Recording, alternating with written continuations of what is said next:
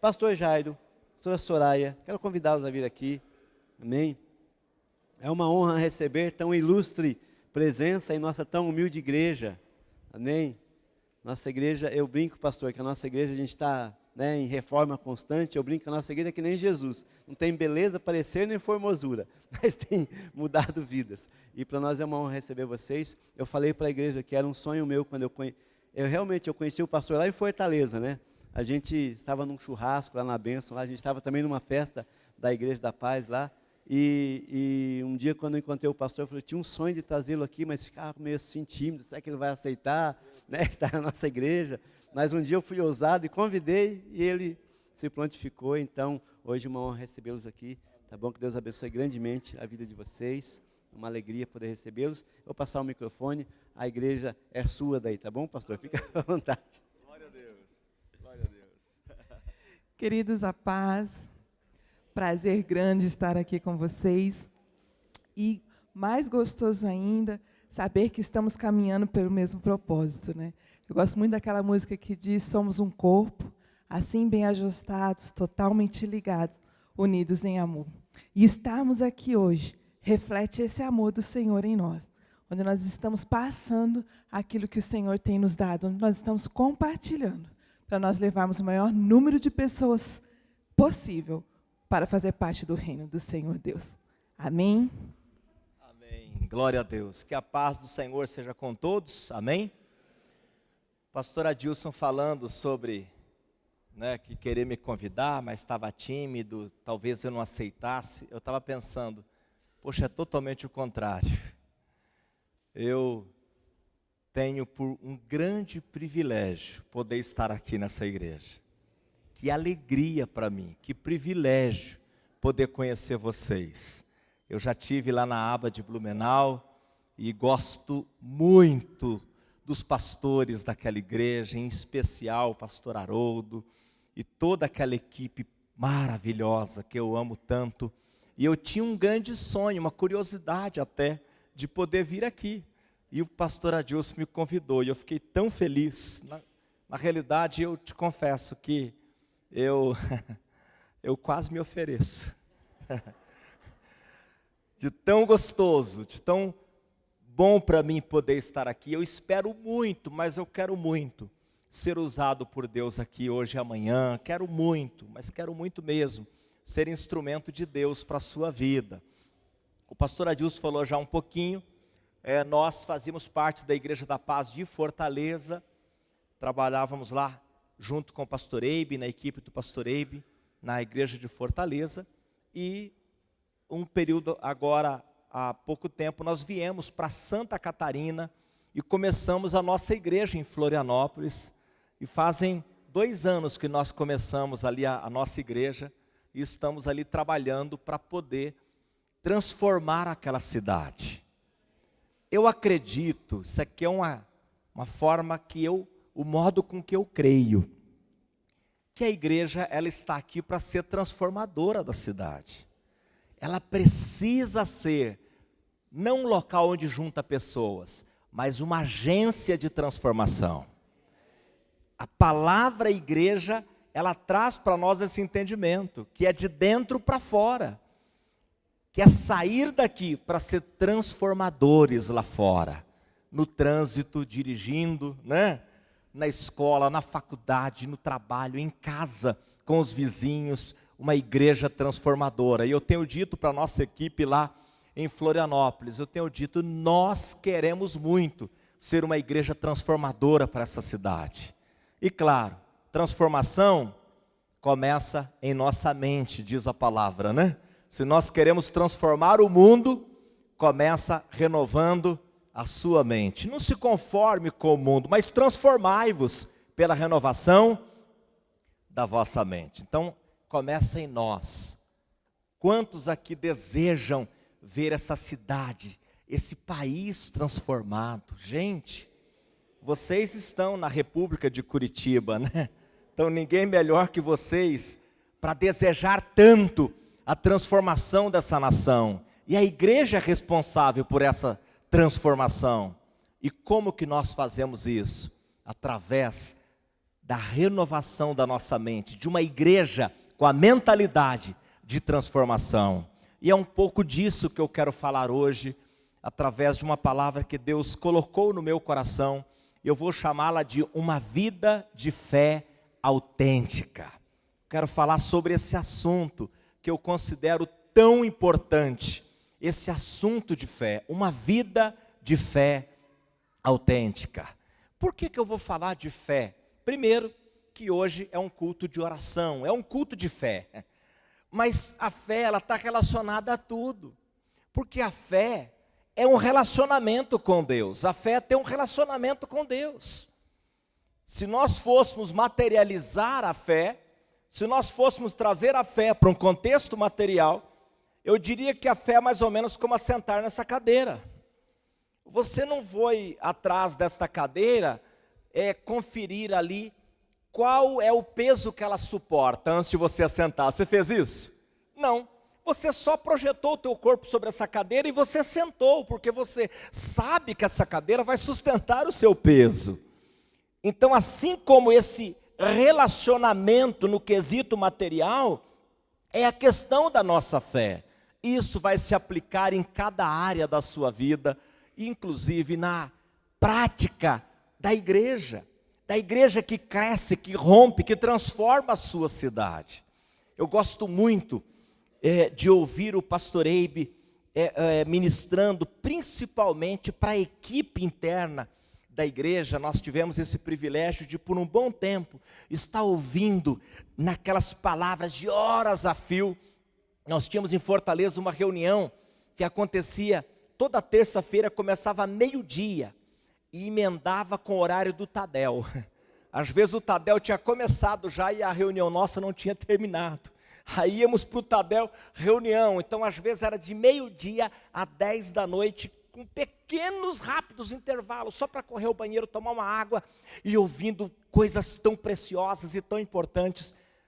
E eu faria um resumo de tudo para você, dizendo o seguinte: uma vida de fé é o ingrediente principal para um grupo de crescimento, um GC poderoso, para um líder, para uma vida profissional, para uma vida financeira, para uma vida espiritual, para qualquer área da sua vida.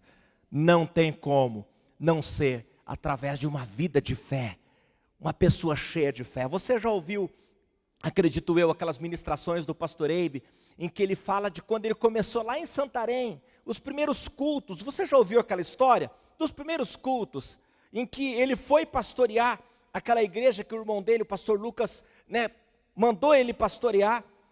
E quando ele foi pastorear aquela igreja, para mudar? Tá, obrigado. Deixa eu só ver como que muda aqui, é no lateral aqui, né? Tá, ok. Na hora eu aprendo. E ele foi pastorear aquela igreja, e na realidade ele pensava que tinha várias pessoas congregando naquela igreja, mas só tinha 3 pessoas. E ele então subiu ali no altar e pegou a sua guitarra, e quando ele foi começar a cantar, o irmão Egídio, que era um dos irmãos, veio para tocar a bateria, e uma das pessoas era a irmã dele, hoje é a pastora Ângela, e a Ângela então falou: Eibe, eu vou tomar água. E na hora de começar, ela ainda sai tomar água. E naquela hora, ele conta, e nós vimos isso tanto na prática, ele conta que ele disse o seguinte: eu quero pedir para essa grande multidão colocar-se em pé agora.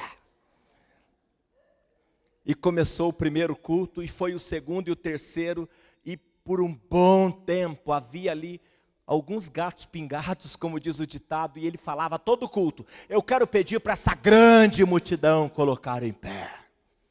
Passado um tempo, a igreja já tinha lá, talvez umas 200 pessoas já, congregando ali, e um dia antes de começar o culto, ele estava do lado de fora orando, num local no fundo assim, e aí vieram uns irmãos assim, daqueles mais íntimos, e falaram assim: ô pastor, eu queria falar uma coisa para o senhor. É que nós achávamos que o senhor tinha algum problema mental.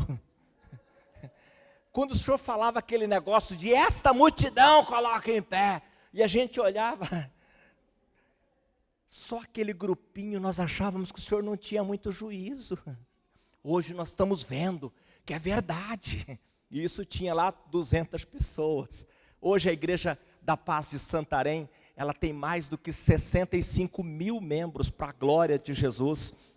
E tantas outras igrejas inspiradas naquela, né? Hoje com milhares de membros, inclusive a de Fortaleza, da qual nós fizemos parte para a glória de Jesus. Então, eu vi na prática esta ação de fé funcionar tão bem. Eu vi isso acontecer no início de Fortaleza. Ainda poucas pessoas, praticamente a equipe que vinha de Santarém. E o pastor Eibe começou a praticar os mesmos princípios de fé também. E dizendo, eu quero que essa multidão coloque em pé. E agindo nos princípios de fé. E eu vou dizer uma coisa, um espírito de fé faz toda a diferença. Mas faz toda a diferença na vida de uma pessoa. Sabe, queridos, a fé não é algo temporário. A fé não é uma coisa que você tem de manhã e à tarde você perdeu. Não, não, não. A Bíblia diz que quando você entrega a sua vida a Jesus, você recebe uma medida de fé, uma porção de fé. E a partir dali, você vai exercitando esta fé, exercitando ela e colocando ela em ação para viver as grandes coisas que Deus tem para a sua vida. Você precisa estar movido nesta ação de fé, para você viver uma vida vitoriosa em todas as áreas da sua vida. Os mais antigos lembram de um seriado de televisão chamado He-Man. Vocês lembram do He-Man? O He-Man, né, era, na vida natural, um príncipe chamado Príncipe Adam. E vinha lá o esqueleto para tomar o castelo. E o Adam, ele puxava a sua espada, né? E ele dizia, pelos poderes de Grayskull, eu tenho a força. E vinha um raio sobre ele, e ele se transformava num guerreiro, e destruía o esqueleto. Quando o esqueleto era destruído, ele voltava de novo a ser o príncipe Adam. A fé não é isso. A fé é permanente. A fé é permanente. A fé está o tempo todo no seu coração. Você está sempre cheio desta fé para a realização das grandes coisas. Só que tem algo que muitas pessoas ainda não sabem. Que a fé, ela não pode sofrer mistura. A fé, me perdoe, não é da minha cultura, mas talvez, né, alguém a pense diferente, eu respeito. Mas a fé é mais ou menos como o vinho. Vamos imaginar que uma garrafa de vinho que custa 50 mil reais, existe até muito mais caro do que isso, uma garrafa de vinho caro de 50 mil reais. Você pega esse vinho, essa garrafa de 50 mil, tira uma parte desse vinho e coloca um outro vinho barato ali junto. Esse vinho caro, ele vai continuar tendo o mesmo valor? Não. Por quê? Porque ele sofreu uma mistura. Ele não é mais o vinho puro.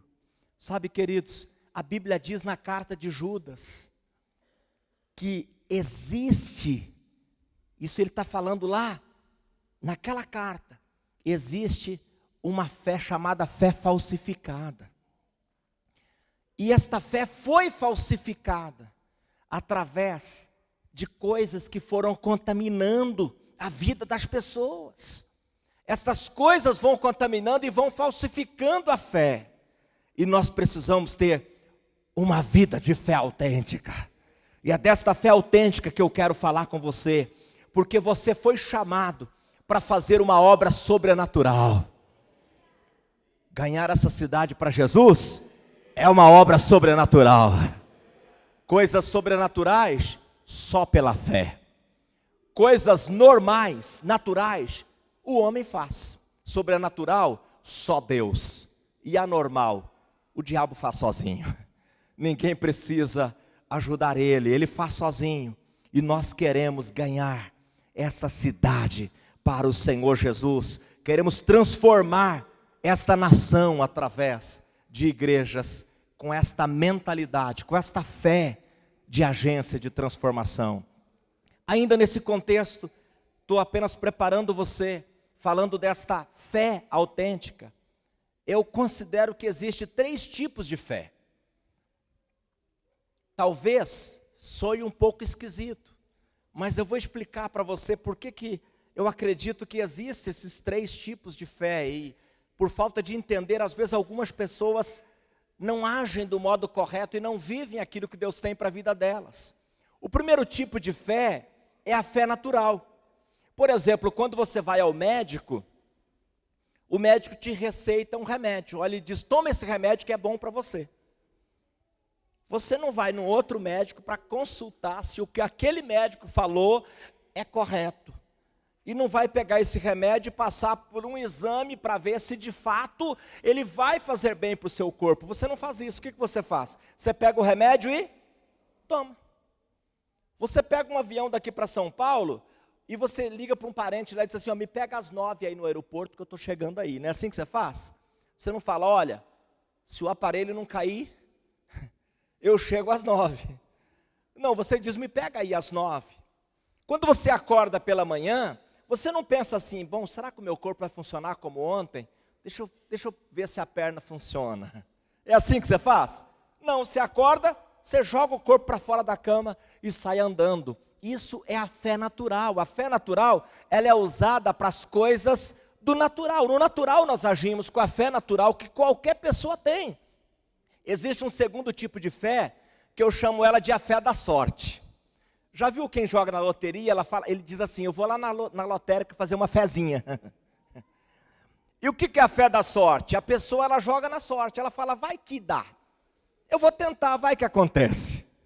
Hora ou outra, já me aconteceu muito isso. A pessoa aqui na igreja, ela chega assim e fala assim, pastor, ora para mim para ver se Deus me abençoa. Ora para ver se Deus me cura. Eu costumo, de forma bem gentil e educada, eu falo assim, eu não oro desse jeito. Aí a pessoa pergunta, mas por quê? Eu falo, porque eu só oro para ver o milagre acontecer. Eu não vou orar para ver se o milagre acontece. Porque não é a fé da sorte.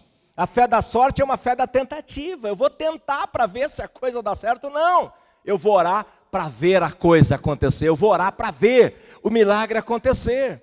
E existe um terceiro tipo de fé, que eu chamo ela de a fé de Deus. Esta é a fé que você, através dela, faz as coisas do sobrenatural. Jesus estava caminhando de uma aldeia bem próxima a Jerusalém, era de manhã, e ele está indo para Jerusalém. No meio do trajeto, ele ainda não tinha tomado o café da manhã, e ele teve fome. E ele parou debaixo de um pé de figueira, e ele procurou um fruto naquela figueira, e ele não achou um fruto sequer naquela figueira. Quando ele procurou e não encontrou, ele disse assim, figueira, nunca mais ninguém comerá um fruto de ti. A figueira, diz a Bíblia que secou até a raiz. Olha, você precisa de ver a cara que os apóstolos fizeram quando isso aconteceu. Lá no céu tem uma sala de vídeo, em que quando você chega lá, você pode chegar lá e falar assim para o anjo que cuida, eu quero ver aquela cena, entendeu? Eu quero ver aquela, está tudo armazenado, está tudo lá, no Mega HD. Você precisa ver a cara dos apóstolos, dos discípulos, quando a árvore, aquela figueira secou até a raiz, eles ficaram espantados. Por que eu deduzo a cara deles? Porque Jesus disse assim, eu vou dizer uma coisa para vocês, vocês precisam ter a fé de Deus. Em todas as traduções ali você vai encontrar que ele diz assim, tende fé em Deus. Mas eu deduzo que ele está dizendo assim, você precisa ter a fé de Deus. Por que eu deduzo que ele está dizendo tende a fé de Deus? Primeiro, porque como foi que a figueira secou? Ele liberou uma palavra, o que ele falou? Figueira, nunca mais ninguém comerá fruto de ti. A figueira secou. E no versículo seguinte, isso tudo está lá em Marcos capítulo 11. Eu estou citando agora o versículo 22. Quando ele diz, tende fé em Deus. No 23, que é o da frente, ele diz assim, se alguém disser a este monte, ergue-te daqui e lança-te no mar, e não duvidar no seu coração, mas crer que se fará o que se diz, assim será com ele. Ou seja, ele está dizendo, se alguém disser a este monte, ergue-te daqui, como que Deus criou todas as coisas? Ele diz, haja luz e houve luz. A fé de Deus. Então como é que Deus age? Como que Deus fez as coisas? Como que Jesus fazia as coisas? Ele liberava a palavra, que haja, seja curado, segundo a tua fé te sarou. Lázaro, vem para fora. Não é assim que ele falava? Ele liberava palavras e as coisas iam acontecendo. Essa é a fé de Deus. Se alguém disser a essa cidade, seja transformada. Se alguém disser a esse GC, cresça e multiplique em nome de Jesus. Se alguém disser a esse doente, seja curado. A fé de Deus. Tem que ter a fé de Deus. Ele está explicando, se alguém disser. Ele não está dizendo se o pastor, se o apóstolo, se o evangelista, se o profeta. Ele não, se alguém disser, quer dizer que qualquer um de nós podemos dizer. Se você disser, crê com o coração, no teu coração não duvidar, e crê naquilo que você diz. Crê naquilo que você fala. Você precisa crer naquilo que você fala. Sabe, queridos, uma igreja transformadora não é uma igreja que fica falando assim, esse Brasil não tem jeito, é o Brasil mesmo, esse país vai acabar em corrupção, é melhor devolver para os índios e pedir desculpa, porque não tem jeito. Anda pela cidade, ô cidade horrível, que cidade, não sei o que lá. Já vi que nada dá certo. Você sabia que tem gente que amaldiçoa o próprio salário? Tem gente que põe o salário na palma da mão e fala, essa miséria de salário. Tem gente que entra na empresa amaldiçoando. Aliás, antes até ela em casa, ela já acorda e fala, de novo eu tenho que ir para aquela maldição de empresa. Aquele patrão, não sei o que lá. Como que ele quer ser um agente transformador? Como ele quer ser um agente transformador se ele está agindo o contrário? Então nós precisamos ser agentes de transformação. Então você vai dirigindo o carro pela cidade, essa cidade está sendo transformada para a glória de Jesus. E você entra na empresa, essa empresa vai ser uma empresa muito cheia de Jesus, transformadora dessa cidade. Vai ser agência de emprego para muita gente. E aonde você vai, você está declarando, esse país é uma bênção, que país lindo que nós moramos. Não é porque tem uma meia dúzia de pessoas querendo dominar de maneira corrupta, que esse país não presta, esse país é uma bênção. Você sabia que o Brasil é o país que mais exporta missionários para o mundo? Olha que lindo. Eu acredito piamente que o Brasil é o país que dele vai alavancar um mega grande avivamento para o mundo inteiro. Eu acredito nisso. É o país do avivamento.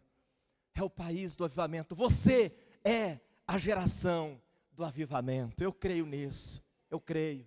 Deus quer usar a igreja para fazer essa transformação, querido. Deus quer usar a igreja. Eu me lembro lá do centurião de Cafarnaum. Ele chega para Jesus, está lá em Marcos capítulo 5. Mateus capítulo 5, a partir do versículo 8, ele chega para Jesus, ele diz assim, ô mestre, o meu criado está em casa morrendo. Aí Jesus prontamente ele diz assim, eu irei curá-lo. Mas aquele homem ele diz assim, ô mestre, eu não sou digno que o senhor entre na minha casa. Diga uma palavra e o meu criado será curado. Pensa comigo. Olha a atitude desse homem. Uma palavra, ele era comandante de um exército romano. Soldados romanos eram agressivos, eles faziam mal ao povo de Israel. E esse homem era um centurião, um comandante de um exército desse. Então ele não se viu digno. Mas dentro dele havia algo muito interessante. Sabe o que aconteceu? Quando ele falou isso para Jesus, que ele disse assim, diga uma palavra sua, e o meu criado será curado. Jesus fez uma cara de espanto. Jesus fez uma cara de espanto. Imagina comigo, o autor da fé ficou espantado com a fé daquele homem. Jesus olha para os discípulos e diz assim: nem em Israel eu vi fé como essa. Aí aquele homem percebe o espanto da cara de Jesus, aí ele fala o seguinte, ele fala, mas eu vou explicar por que eu tenho essa fé. Eu tenho um comandante sobre a minha vida, e ele diz, faz isso, eu tenho que fazer. E eu tenho soldados às minhas ordens, quando eu digo faz isso, eles têm que fazer. O que ele está dizendo para Jesus? Não há nada que não esteja debaixo do teu governo. Uma palavra sua, e tudo se resolve. Aí depois lá em Marcos 11, onde eu citei no 23, Jesus muda a história. Ele diz assim, uma palavra tua, se alguém disser, o centurião diz para Jesus, uma palavra tua, e o meu criado será curado. Aí em Marcos 11, Jesus vira para nós todos, ele diz assim, uma palavra tua, se alguém disser, e não duvidar no coração, mas crê que se fará o que se diz, assim será. Jesus vira e diz, olha, uma palavra tua, se você crer, vai acontecer, vai acontecer. Atos capítulo 2, a partir do versículo 37, eu quero falar acerca desta vida de fé autêntica. Eu estava só preparando aí você para isso que eu gostaria de falar hoje aqui. O pastor Adilson me disse que eu tenho até 3 horas da manhã, então eu estou bem tranquilo quanto ao horário, desde que 9h30 o povo possa ir embora, claro. Capítulo 2 do livro de Atos, a partir do versículo 37, esse texto é muito conhecido da igreja, diz assim no versículo 37 em diante, quando ouviram isso, ficaram aflitos em seu coração e perguntaram a Pedro e aos outros apóstolos, irmãos, que faremos? Pedro respondeu, arrependam-se e cada um de vocês seja batizado em nome do Senhor Jesus Cristo, para perdão dos seus pecados, e receberão o dom do Espírito Santo, pois a promessa é para vocês, para os seus filhos, e para todos os que estão longe, para todos quantos o Senhor, o nosso Deus, chamar. Com muitas outras palavras os advertia e insistia com eles, salvem-se desta geração corrompida. Os que aceitaram a mensagem foram batizados, e naquele dia houve um acréscimo de cerca de 3.000 pessoas. Eles se dedicavam ao ensino dos apóstolos e à comunhão, ao partir do pão e às orações. Digam amém. Eu vou dizer uma coisa para você. Eu sou muito fã dessa igreja. Eu gostaria de ser membro dessa igreja. Gente, pensa numa igreja. Que igreja exemplo. Que igreja fantástica é essa? Ela estava começando, isso aqui era uma igreja iniciando. O apóstolo Pedro prega uma mensagem, quando ele faz o apelo, 3.000 se converte. Isso era só o comecinho. E essa igreja continua explodindo em crescimento. E dizem que esta igreja, em pouco tempo, ela chegou ali a cerca de 20.000 membros em Jerusalém. Essa igreja, ela transformou cidades inteiras, nações. Esta igreja espalhou pelo mundo da época, realizando coisas tremendas e poderosas. Quando eu olho para essa igreja, eu fico assim, eu fico apaixonado, mas eu fico também querendo aprender com essa igreja. O que essa igreja tinha de tão tremendo, de tão poderoso? Essa dinâmica dessa igreja, esta fé operosa, esta graça maravilhosa, esta ação do sobrenatural, essa igreja transformadora. Era uma igreja que não contentava em ficar dentro de uma estrutura fechada, não. Era uma igreja que ela conseguia atrair a cidade para junto, ela atraía as pessoas para junto. Olha, eu olho para essa igreja e eu fico pensando, eu quero que esta igreja de Atos seja a igreja dos nossos dias. Eu quero que esta igreja seja a igreja de hoje. Eu quero que seja a nossa igreja, que a nossa igreja tenha esse DNA. Mas a minha pergunta é: o que precisamos para sermos como essa igreja? O que nós precisamos? Literalmente, essa igreja era uma igreja agência de transformação.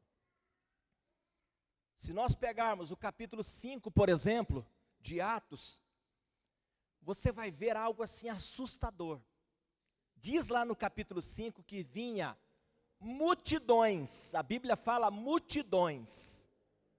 Então está falando de milhares de pessoas. Vinha multidões de muitos lugares, trazendo os seus doentes, os seus lunáticos, os seus enfermos, os seus endemoniados, para serem curados através desta igreja. E sabe o espantoso? Nesse capítulo 5 tem um relato que eu fico impactado. Isso me deixa muito impactado, porque no ministério de Jesus a gente não viu isso. No ministério de Jesus, se você percorrer todos os momentos ali do ministério dele, você vai ver o seguinte, que vinha multidões de todos os lugares, e diz assim, no final dos textos, e muitos eram curados. Mas no capítulo 5 de Atos, diz que multidões afluíam de vários lugares, trazendo seus doentes, perturbados, lunáticos, endemoniados, e diz assim no final, e todos eram curados. E todos eram curados, porque Jesus falou, aquele que crê em mim, está lá em João capítulo 14, versículo 12, aquele que crê em mim, fará as obras que eu faço e maiores que estas. Então nós vemos esta igreja, ela era uma igreja tão cheia desta fé autêntica, que vinha multidões de todos os lados, trazendo seus doentes e enfermos, para receber a oração. Era tanta gente, que os apóstolos não davam conta, não tinha como dar conta de ajudar tanta gente, tantas pessoas. Aí o apóstolo Pedro teve uma ideia, ele falou, vamos fazer o seguinte, deita o pessoal que está doente aqui, ó, e nós vamos estar passando aqui agora. Quando eu passar aqui, olha, aonde a minha sombra alcançar, as pessoas vão ser curadas. E aí deitava, e os apóstolos saíam andando ali por aquela estrada, e as pessoas iam sendo curadas, e levantando, e sendo curadas, e os demônios saindo, e a obra de Deus acontecendo. Imagina a cara de espanto dessas pessoas diante do manifestar, do operar de Deus. Gente, é fantástico. Eu tenho sonhado com essa igreja, eu tenho desejado. Então o que nós precisamos para sermos como essa igreja? Primeiro, nós precisamos viver os verdadeiros valores da fé. Nós precisamos viver esses verdadeiros valores, vivermos os verdadeiros valores da fé. Aí nesse versículo 41 e 42 diz, os que aceitaram a mensagem foram batizados, e naquele dia houve um acréscimo de cerca de 3.000 pessoas. Eles se dedicavam ao ensino dos apóstolos, e à comunhão, ao partir do pão, e às orações. Nesse texto você percebe os valores desta igreja, você compreende os valores de fé.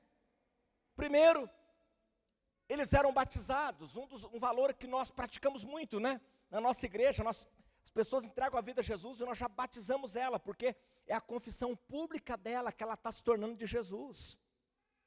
E você começa a perceber que esta igreja, ela se dedicava aos ensinos dos apóstolos, às doutrinas, aos ensinos, eles se dedicavam, ou seja, eles praticavam. A palavra era ministrada pelos apóstolos, e eles praticavam. Então os apóstolos diziam, olha, vocês são agentes de transformação, aonde você for, vá declarando a bênção de Deus, vai declarando a cura, vai declarando a libertação, vai declarando a salvação das vidas, a transformação. E eles se dedicavam aos ensinos, eles praticavam. Olha que valor tremendo, eles praticavam os ensinos dos apóstolos, não era apenas um ouvir daqui, mas é que eu aprendi, né, na minha infância, na igreja que eu fui criado, é que a coisa não é bem assim. Ele opera, mas é que não é tanto assim hoje, né? Já foi mais, hoje é um pouco menos. Eles praticavam aquilo que era ensinado, a palavra que era ministrada, aquilo para eles era como se fosse uma palavra de comando para eles saírem fazendo a obra de Deus. Nós estamos aqui para ganhar essa cidade inteira para Jesus. Eles, é isso, apóstolo Pedro? É ganhar essa cidade? Então nós vamos ganhar essa cidade para Jesus. Aí o apóstolo Pedro dizia assim: olha, eu quero que cada casa, cada irmão aqui, receba um GC na sua casa. Ah, isso? Então, a minha casa está aberta para um GC. Mas como eu vou fazer, apóstolo Pedro? Começa trazendo os seus vizinhos para dentro da sua casa. Ah, isso? Deixa comigo. Vou fazer um churrasco amanhã mesmo e vou trazer os meus vizinhos para dentro da minha casa. Eles dedicavam aos ensinos dos apóstolos. Mas mais, na continuação desse texto diz que, além de dedicar a doutrina dos apóstolos, eles também se dedicavam à comunhão. Diga comigo, comunhão. Eles se dedicavam à comunhão. Essa palavra comunhão, no português, ela não reflete o que de fato no original a palavra foi dita pelo Espírito Santo através de Lucas. Não reflete. Para nós, comunhão é uma palavra até um pouco vaga. Por exemplo, se eu assento à mesa com alguém e eu almocei junto com ela, eu estou em comunhão. A palavra no original, no grego, essa palavra é koinonia. Por que está comunhão? Porque não há como no português traduzir a palavra koinonia em uma única palavra. Não tem como. Então os que fizeram a tradução da Bíblia, os tradutores, eles colocaram a palavra comunhão. Mas para a gente entender o que eles faziam, como eles se dedicavam, ao que eles se dedicavam, nós temos que pegar várias palavras no português para a gente poder entender. Por exemplo, uma das palavras traduzidas da koinonia para o português é sociedade. O que é sociedade para você no português? É igual comunhão? Não, sociedade é muito mais que comunhão. Olha, nós temos esse carro aqui de sociedade. O que quer dizer isso? Que eu posso usar tanto quanto você. Ou seja, nós dois somos donos desse carro. Sociedade para nós quer dizer sermos donos da mesma coisa. Eles se dedicavam à sociedade. Havia no coração deles esta aliança de sociedade. Outra palavra também derivada do koinonia é parceria. Eles eram parceiros um do outro. Parceiro. Então havia essa parceria de um para com o outro. Não era apenas um paz do Senhor, irmão. Aliás, hoje não é mais assim, hoje é no WhatsApp, né? Hoje é só no WhatsApp. Bom dia, galera. Havia uma ligação profunda, uma aliança profunda. Havia uma sociedade, havia uma parceria. Havia também essa outra palavra, doação. Essa palavra koinonia também, ela também pode ser definida no português como doação. Havia no coração deles esse desejo, essa paixão por doação, por doar. Eram pessoas doadoras. Você está precisando do quê? Se você pegar esses relatos, diz que eles vendiam as suas propriedades e dividia com quem tinha necessidade. Doação. Outra palavra também do português derivada do koinonia, comunicação. Havia essa comunicação. Havia essa interação. não era uma coisa solta. Outra palavra do português também derivada do koinonia, distribuição. Então eles perseveravam nisso. Então não era influenciar a cidade através de um convite para o culto de domingo. Vamos no culto comigo. Vamos no GC na quarta-feira. Eles influenciavam através de uma vida relacional profunda. Relacionamento profundo. Sabe, queridos, você sabe por que nós reunimos em pequenos grupos na nossa igreja? Porque nós entendemos uma coisa. Uma das definições da igreja é família. A igreja tem 3 modos de ser representada: exército, né? Você já viu? Exército, corpo e família. Quando a Bíblia diz que a igreja é a família de Deus na terra, o que passa pela tua cabeça? Um pai que tem 1000 filhos, e uma vez por semana ele reúne num grande local, e dá uma palavra para os filhos: meus filhos, olha, anda assim, age assim, e age desse jeito, Deus abençoe, que a bênção do Senhor seja sobre a sua vida uma semana abençoada. Isso é família para você? Não. Porque foi Deus que criou a família. Então, como Ele criou a família, então me ouça. Família para Deus é um pai e uma mãe que gera seus filhos, gera filhos, Ele cuida desses filhos, Ele põe a mão no bolso, dinheiro. Um filho de 0 ano a 20 anos, ele custa aproximadamente R$1 milhão aos pais, em dinheiro. 1 milhão. Roupa, calçado, comida, escola e demais despesas. Então, você que tem aí filho de 20 anos, você já tem 1 milhão. Se você tem 2, já tem 2 milhões, você é um milionário. Quem tem 4, então, é um mega milionário.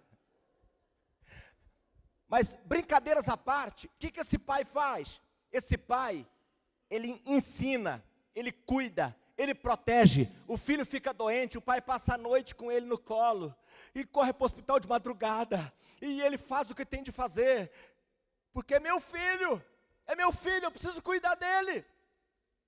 Então, para nós, a igreja, não é uma reunião 1 a 2 vezes por semana dentro de um galpão. Não. A igreja é aquele grupo que se reúne lá naquela casa, onde um pai e uma mãe, um líder de célula, juntamente com a sua esposa, ele ganha aqueles filhos, ele gera aqueles filhos, e ele vai cuidar, vai investir na vida deles, para chegarem à fase adulta, e também casarem e constituir as suas famílias, a multiplicação do GC. E o que é esse culto aqui, que a gente faz no domingo aqui?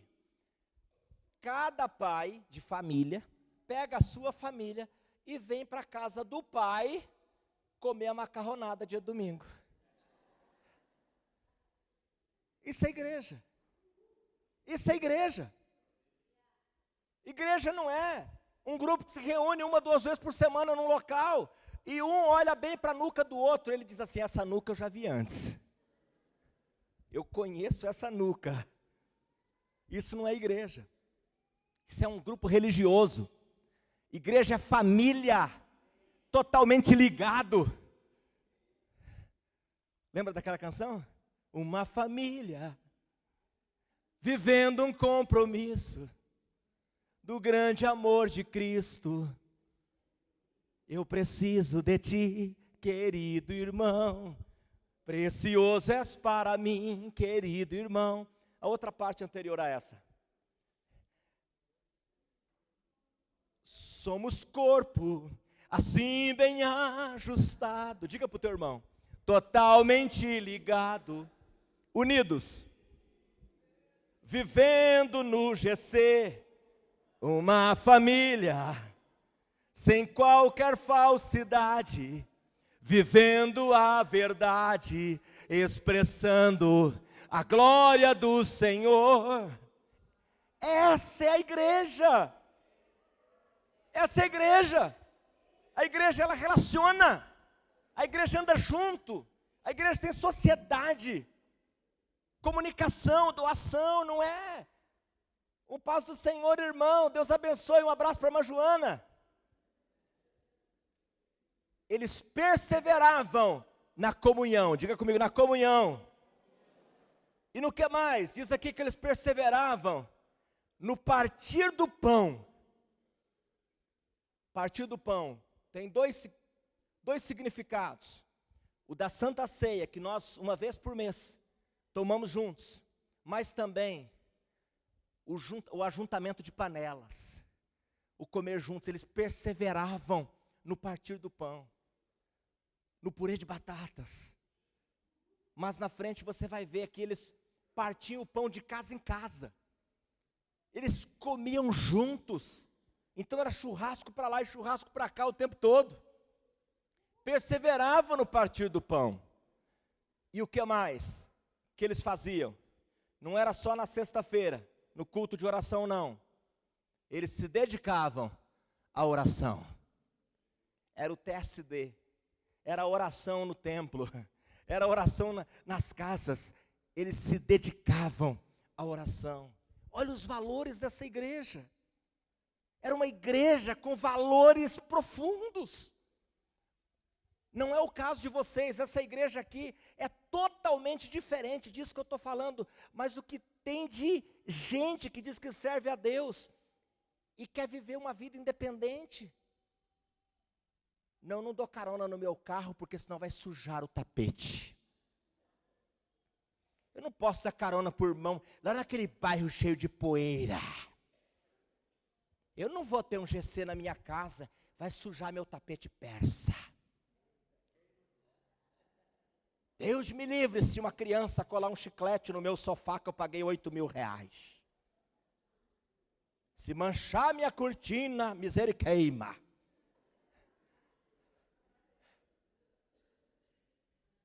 Ele quer ser igreja, mas não quer ser família. Família tem chiclete no sofá. Família tem tapete sujo. Família, criança come pão lá no banco de trás do carro. Depois você vai ver, tem formiga lá. Família tem casa suja. Família tem uma pia cheia de louça para lavar depois do almoço. Posso ouvir um amém? Família tem tudo isso, mas é a minha família. É a minha família. Hoje a louça é por minha conta, pode deixar que eu lavo. Não é assim? Pode deixar que eu lavo. Onde é que o irmão mora? Ah, o irmão mora lá no bairro Portinha. Não tem um bairro Portinha? Só tem Portão? O irmão mora lá no bairro não sei qual. Pode deixar que eu levo o irmão. Irmão, pode vir, eu te levo no meu carro. Porque nós somos família. Pode ir para minha casa. Aonde que a gente vai fazer aquela comunhão? Faz na minha casa, pode ser. Mando limpar a piscina amanhã mesmo. Todo mundo para lá. Vamos lá para minha casa, porque nós somos família. Família desse jeito. Família desse jeito. Família não tem esse negócio, não pode sujar a louça. Não pode. Vai que quebra um copo desse daí, esse copo que eu herdei da minha avó. Não, família não tem isso. Outra coisa que nós precisamos para ser uma igreja como aquela, no segundo ponto, nós precisamos enfatizar a mensagem do temor a Deus. Diz aqui nesse versículo 43, que nós não lemos ainda, vamos ler ele agora, na sequência lá, Atos 2:43. Os apóstolos faziam muitos milagres e maravilhas, e todas as pessoas estavam cheias de admiração e de respeito, pois em toda a alma havia o temor do Senhor. A Bíblia diz que o temor do Senhor é o princípio da sabedoria. Eu falo para os jovens da igreja, quer escolher alguém para casar? Não importa se é bonito ou se é bonita. Tem que ter temor do Senhor. Olha, se tiver temor do Senhor, meu irmão, quando você mostra a Bíblia aqui, ó, na hora, é assim que o marido age? Então eu vou fazer desse jeito.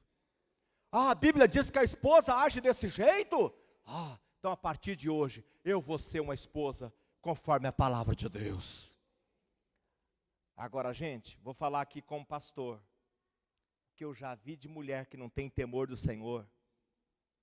Ela fica assistindo aí esses negócios de feminismo.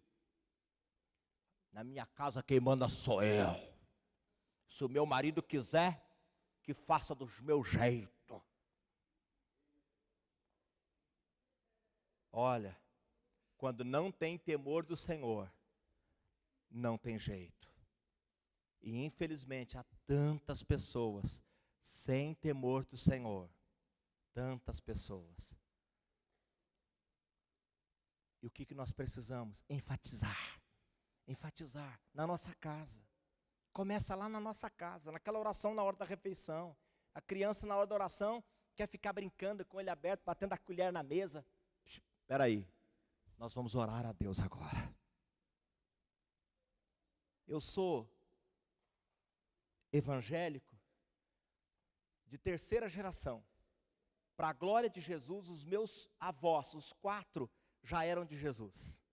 Os meus pais também, e eu já nasci já num lar evangélico, já de terceira geração. Meus filhos são a 4ª geração e meus netos já são a 5ª geração, para a glória de Jesus. Nós já temos netos, já estamos formando a nossa 5ª geração de pessoas que servem a Jesus. Então, a gente conhece a igreja há 61 anos. E eu vou dizer uma coisa para você, não é o teu caso, mas muita coisa mudou nos anos para cá, infelizmente. Eu me lembro do tempo que a gente entrava no culto, se estava orando, a gente não entrava, esperava a oração terminar. Você lembra disso, pastor Adilson? Esperava a oração terminar. Terminou a oração, aí eu entro e tal, e assento no meu lugar. Começou a palavra, todo mundo, Deus vai falar agora através do pastor, todo mundo parado para ouvir a palavra do Senhor. Hoje, não é o teu caso, mas a gente vê por aí, gente na hora da mensagem com o pé na cadeira da frente, assim. Quem está falando aí é? Você sabe que às vezes a gente esquece que Deus está no nosso meio. Às vezes a gente esquece. Ele diz, aonde reúne 2 ou mais, eu estou no meio. Além de estar dentro, ele está no meio. Está acontecendo um culto, ele está no meio. Nós precisamos enfatizar a mensagem do temor. Está na palavra. Eu aprendi de criança que Jesus falou, está falado. Jesus falou, está falado. O que ele falou? Ele falou que é assim, então é assim. Nós aprendemos de criança. O que está na Bíblia? É isso. Hoje, é um tal de querer fazer a própria interpretação. Meu Deus, é cada heresia. Porque pega um texto sem contexto e vira um pretexto para criar uma heresia maldita. Porque falta temor do Senhor, quer adaptar. Não, eu estou praticando isso aqui, mas Deus sabe. Eu só estou mentindo lá no meu trabalho, porque Deus sabe que é o meu sustento, eu preciso ganhar esse dinheiro. Se eu disser que essa camisa não presta, que eu comprei uma em um mês, ela rasgou, o cliente não compra, eu tenho que falar que é boa e que eu tenho uma há 10 anos e nunca rasgou. Mentira! Temor do Senhor, diga comigo, temor do Senhor. Nós precisamos ser uma igreja que tem temor do Senhor. Para ser aquela igreja, nós temos que ser uma igreja que tem temor do Senhor. O que a palavra de Deus diz sobre? É isso? É isso. O que a palavra de Deus diz? É isso? É isso. Temor do Senhor. Praticar isso. Viver isso.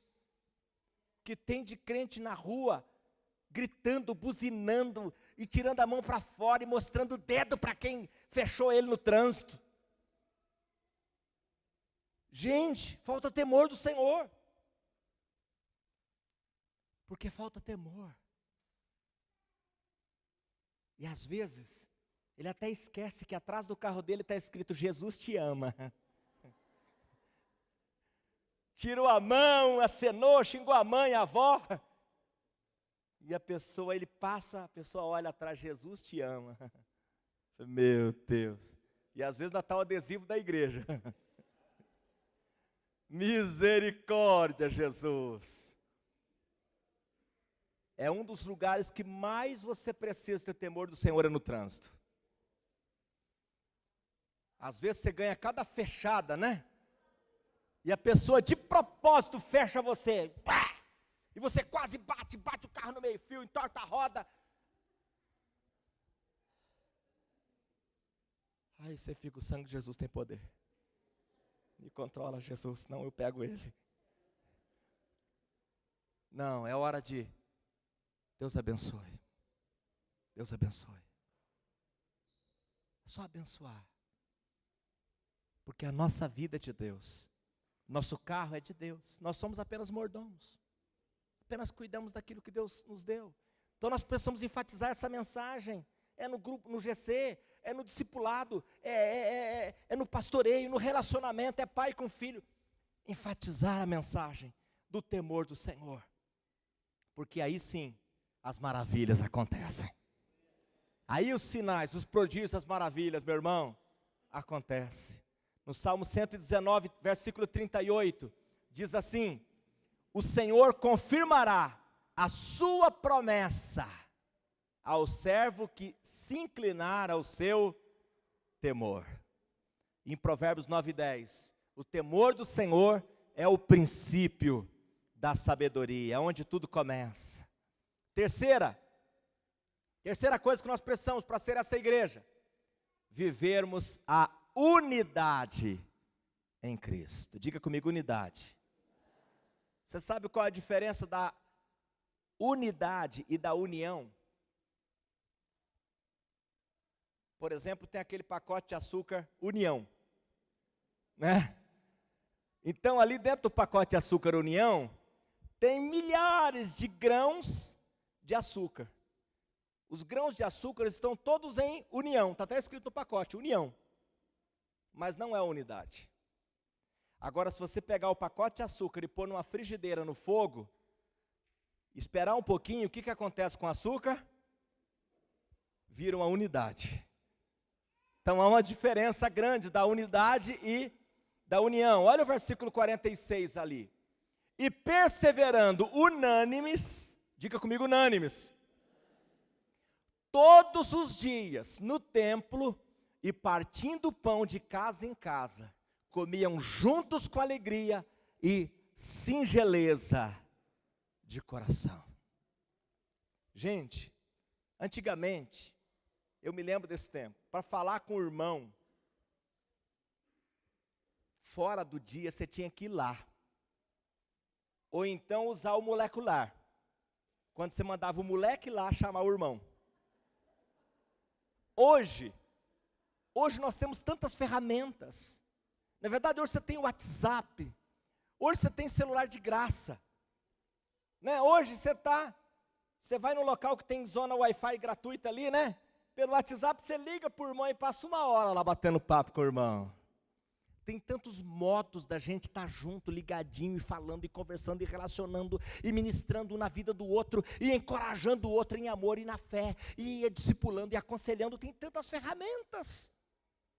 Nós estamos num tempo hoje tão mais fácil do que aquele tempo que você tinha que ir lá, ou o irmão vir aqui, ou então escrever uma carta daqui a um mês.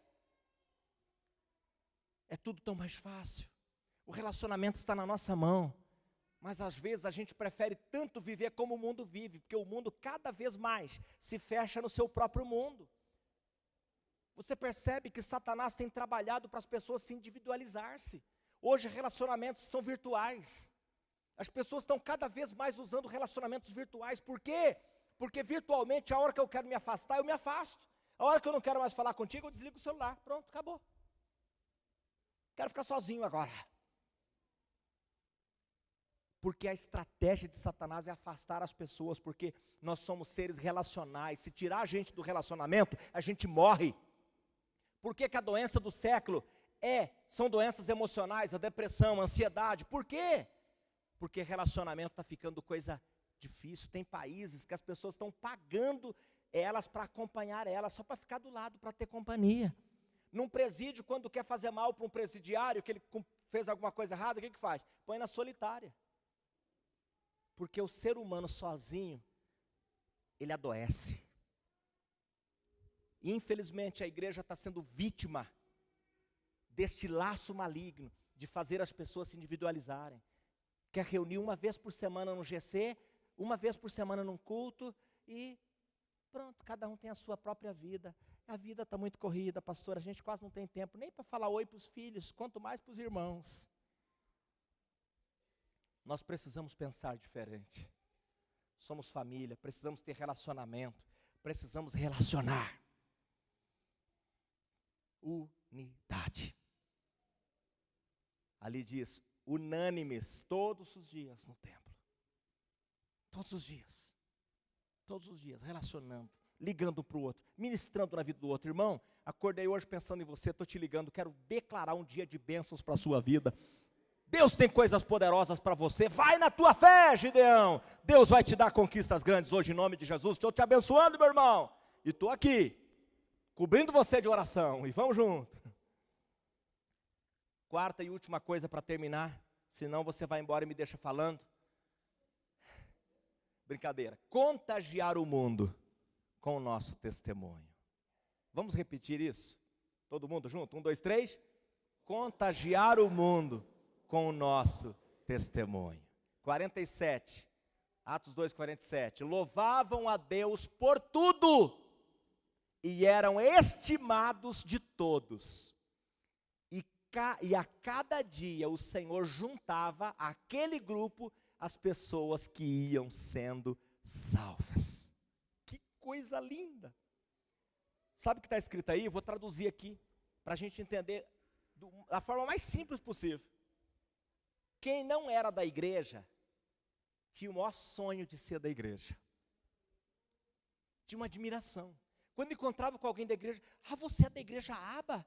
Como eu faço para estar debaixo dessa aba?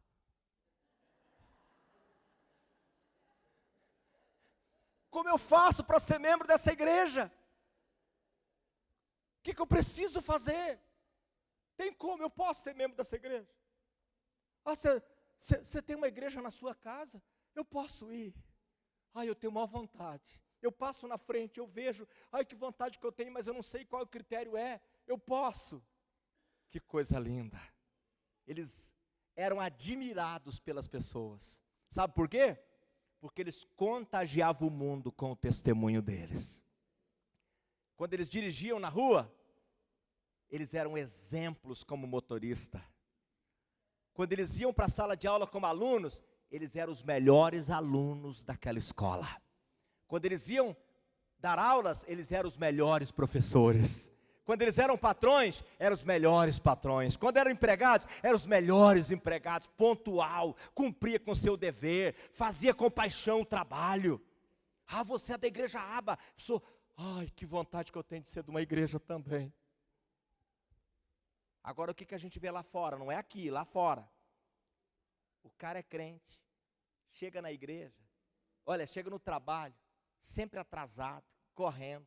Porque o ônibus furou pneu hoje. É porque não sei o que lá aconteceu. Já matou a avó 3 vezes. Minha avó morreu.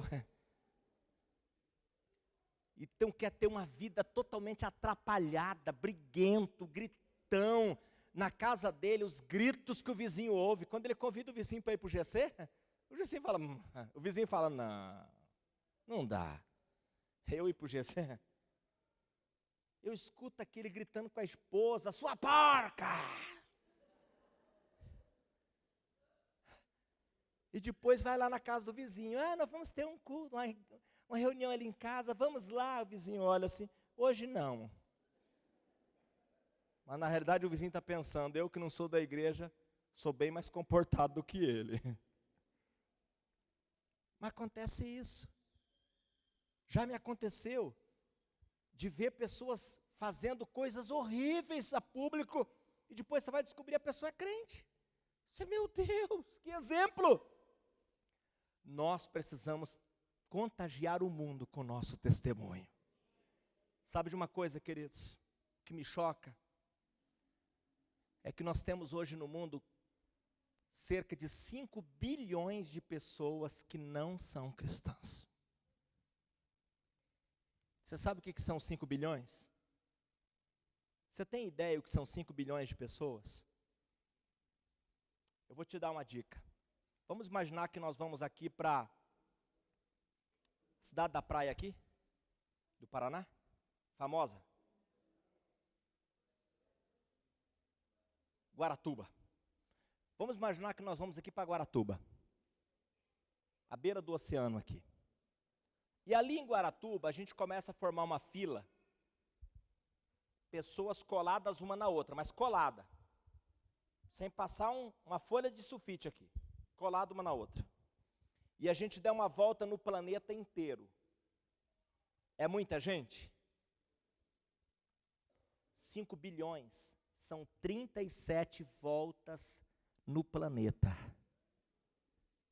De pessoas coladas assim, ó, uma na outra. 37 voltas. Só pessoas não cristãs no planeta, correndo em direção ao inferno. E sabe o que essas pessoas mais querem na vida? Jesus. Tudo que elas querem é Jesus.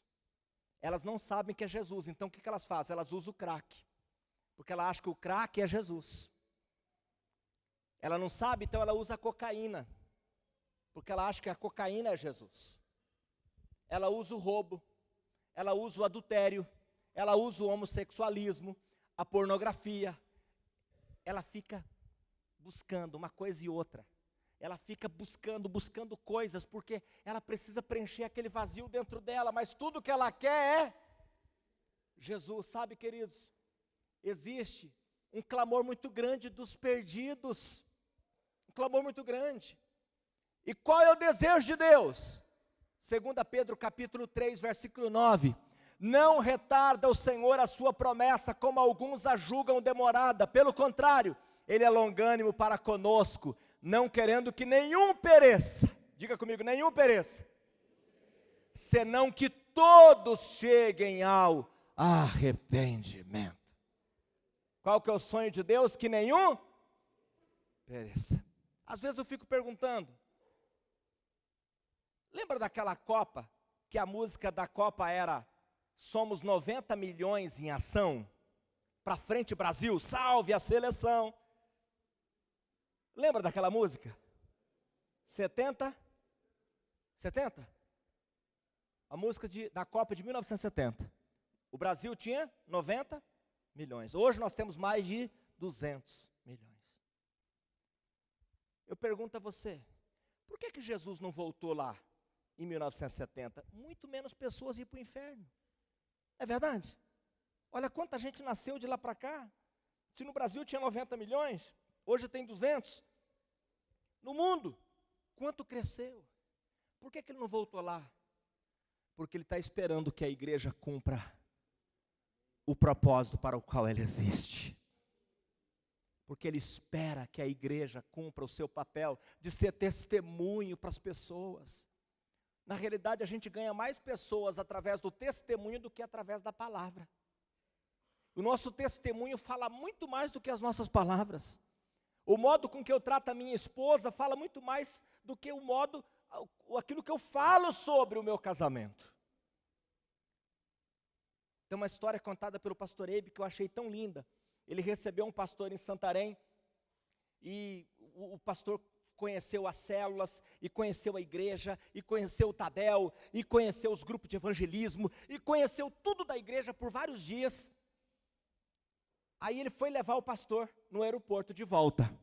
Aí ele perguntou para esse pastor, e aí, o que você achou?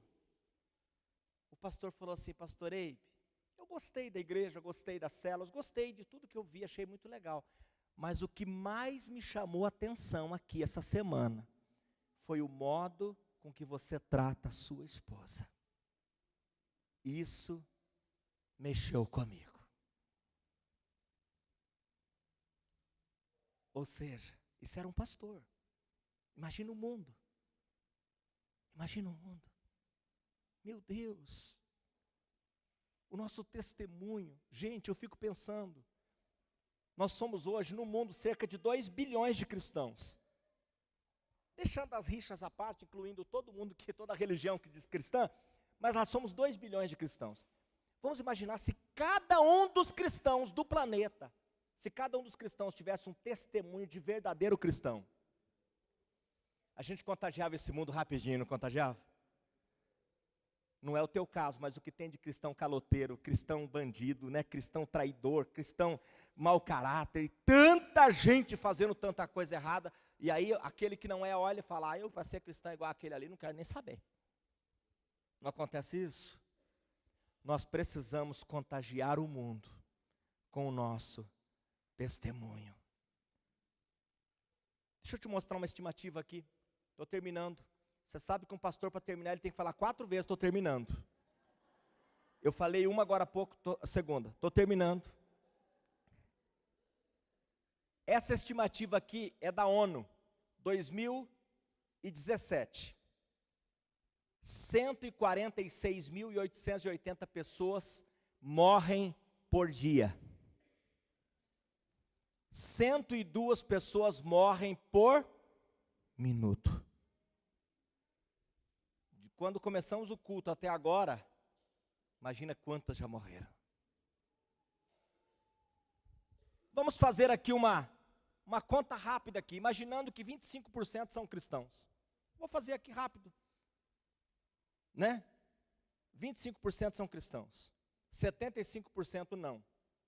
Então, eu diria para você o seguinte, 97.920 pessoas morrem por dia, não cristãs.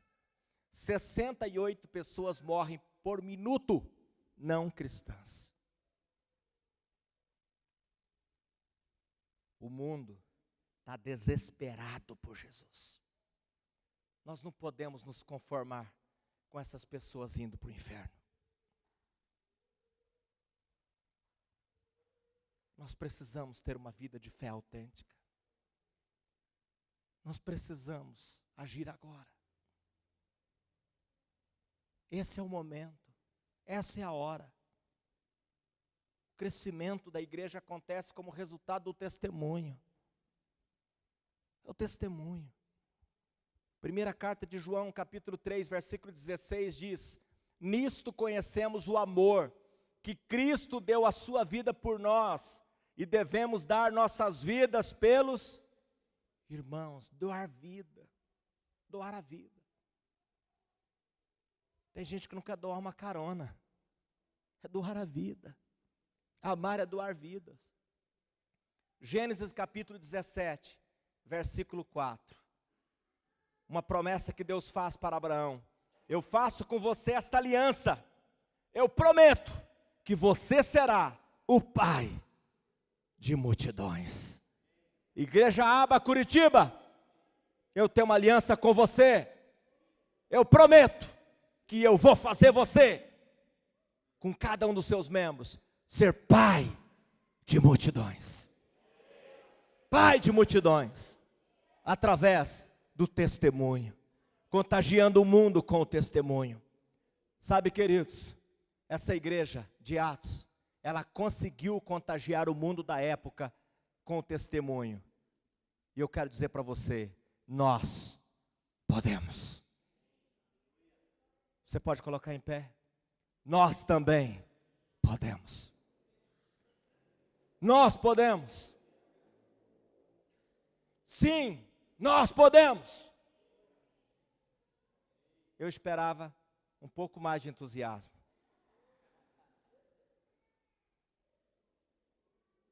Sim, nós podemos. Quantos podem dizer isso? Sim, nós podemos. Sim, nós podemos. Sim, nós podemos. Quando o primeiro homem conseguiu subir o Monte Everest, Este homem, um homem britânico chamado Hillary, quando ele subiu o Monte Everest, o primeiro homem a subir o Monte Everest, foi o momento em que a rainha Elizabeth foi coroada rainha, lá no século XVIII. E ele recebeu um título honorário da rainha. Ele dedicou aquela subida ao Monte Everest à rainha que estava sendo coroada. Só que um ano antes dele alcançar esse triunfo, ele tinha tentado subir o Monte Everest, só que ele não tinha conseguido. Ele foi até uma altura e não conseguiu, voltou. Mesmo assim, houve muita comemoração, muita festa na Inglaterra, por causa da ousadia dele de tentar subir o Monte Everest. E fizeram uma grande cerimônia, e tinha ali uma multidão de pessoas, e deram para ele o microfone, e ele começou a discursar, falando das dificuldades de subir o monte, quantas adversidades ele enfrentou, e que ele chegou até tal altura, mas não conseguiu, e que ele estava tão frustrado por não ter conseguido subir aquele monte. Aí neste momento, ele pegou o microfone, colocou no púlpito, e ele saiu andando assim naquele palco, e ele bradou bem alto, ele disse assim: Monte Everest, eu tentei subir em você e eu não consegui, você me venceu, mas eu vou dizer uma coisa para você, o ano que vem, eu vou voltar lá, e eu vou conseguir. Sabe por quê? Porque você já atingiu a altura máxima do seu tamanho, e eu estou crescendo. Eu estou crescendo. Talvez você já tentou tantas coisas, e você não conseguiu. Mas eu quero dizer uma coisa para você. Você é uma pessoa em crescimento. Você está crescendo. Você está crescendo. Talvez você, como líder de um GC, tentou tantas coisas, tentou fazer obras grandes e não conseguiu, mas eu vou dizer uma coisa: você está crescendo, você está crescendo, você pode, você vai conseguir, porque você está crescendo, aleluia.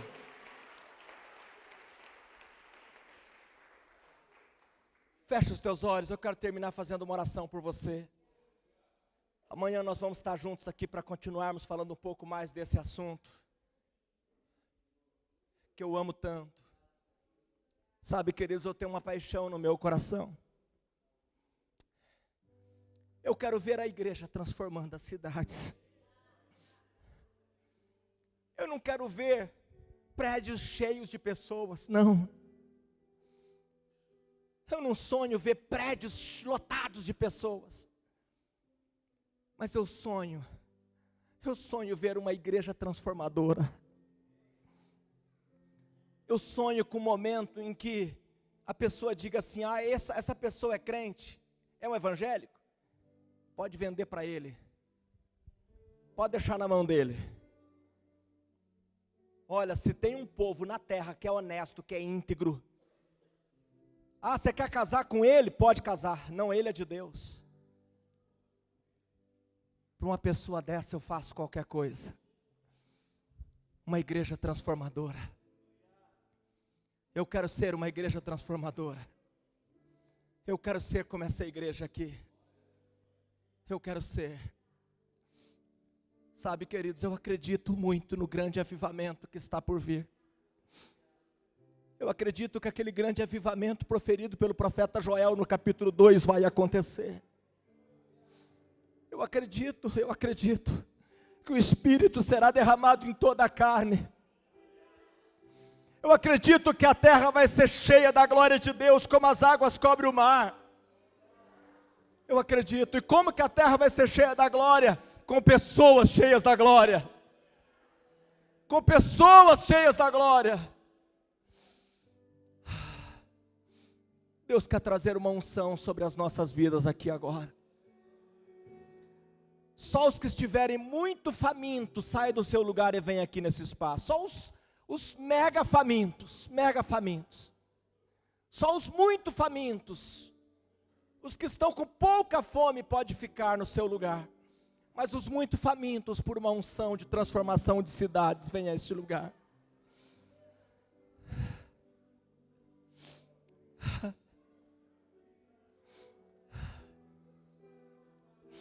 Jesus falou que bem-aventurados que choram, porque eles serão consolados. Eu acredito que ele está falando das pessoas que choram pelos perdidos, chora por ver a transformação das cidades, serão consolados, quer dizer que eles vão ver a obra acontecer. Chore pelos perdidos. Deus, mostra agora nos nossos corações, só um pouquinho, do que o Senhor sente quando vê um perdido sendo destruído pelo pecado. Mostra para nós, Senhor, mostra só um pouquinho, porque nós não temos condição de sentir muito. Mostra só um pouquinho.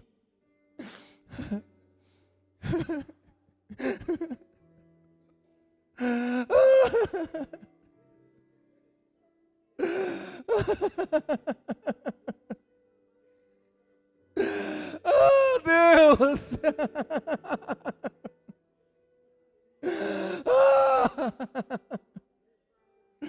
Deus! Nós queremos, Senhor. Nós queremos e cremos que nós podemos. Nós podemos ser a igreja transformadora da cidade. Senhor, traga uma unção sobre as nossas vidas. Traga uma unção sobre as nossas vidas. A igreja de Atos pôde, nós podemos. Os irmãos lá de Atos, eles conseguiram. Nós também podemos. Nós também podemos. Nós também podemos. A carta aos Hebreus, capítulo 11, ela mostra a galeria dos heróis da fé. E ela fala de homens e mulheres que fizeram coisas espantosas através da fé. E o capítulo 12 começa com o primeiro versículo dizendo: portanto também nós. Sabe o que essa palavra diz?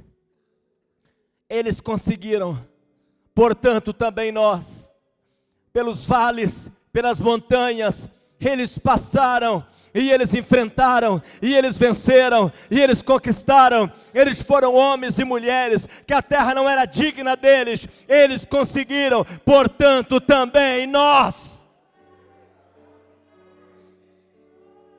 Corramos a carreira que nos está proposta.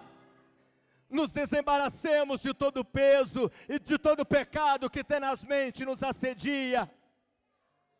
E olhamos firmemente para o autor e consumador da nossa fé, que em troca da coroa que lhe foi proposta, ele enfrentou a agonia, o sofrimento.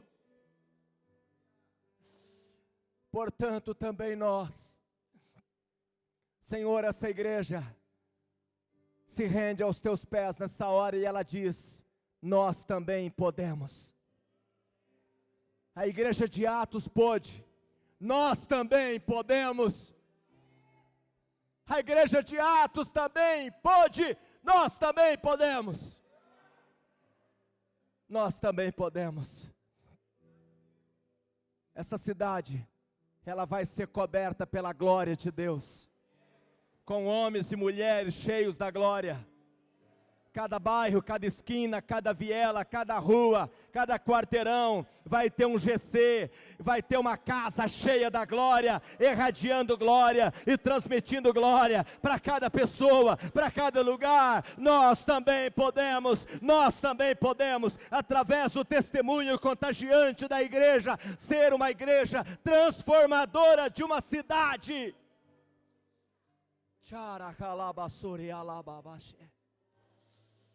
Chore, anda, rebassore, canta, rebalabaxe. Nós também podemos. Nós também podemos.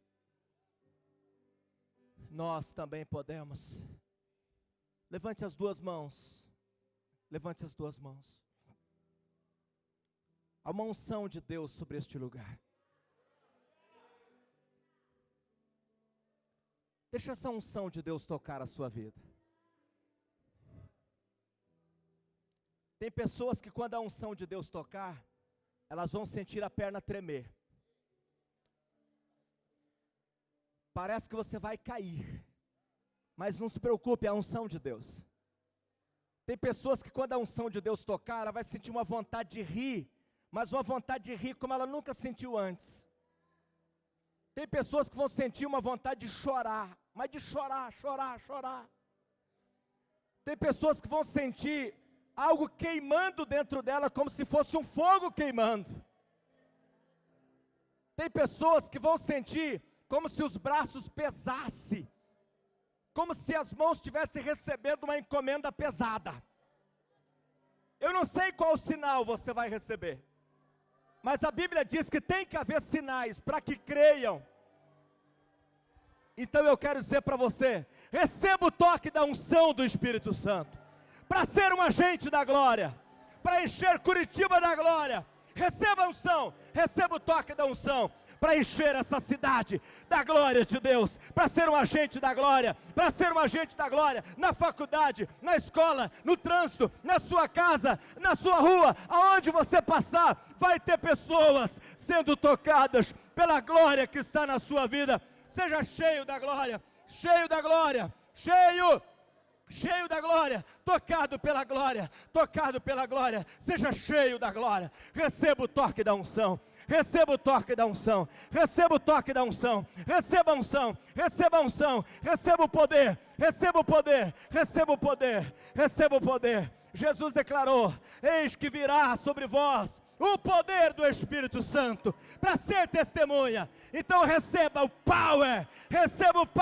o poder, o dínamos, receba,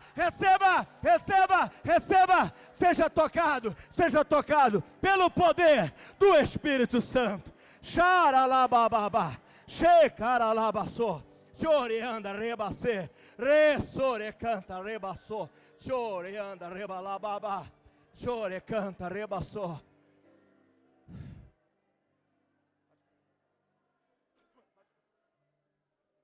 Choreanda rebacê. Deixa a unção de Deus ir tocando a sua vida. Não perca esse tempo da unção. Não perca esse tempo profético.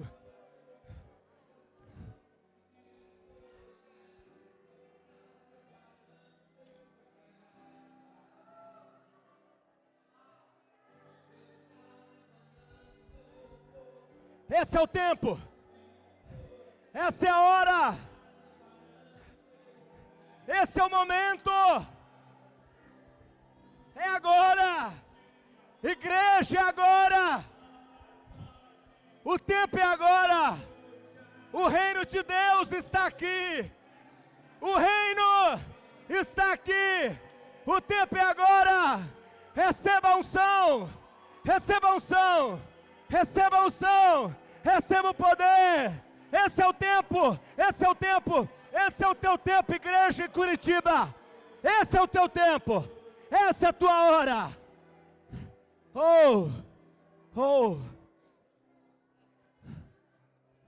Vão para as ruas, vão para as casas, vão para as universidades, vão para as empresas, vão para as escolas, vão, contagia o mundo, transforma o mundo com o testemunho. Você é agente de transformação. Você é um agente de transformação. Esse é o seu tempo. Essa é a sua hora. Esse é o seu tempo. Essa é a sua hora. Chore calabaxê. Receba a unção. Receba o poder. Receba o poder.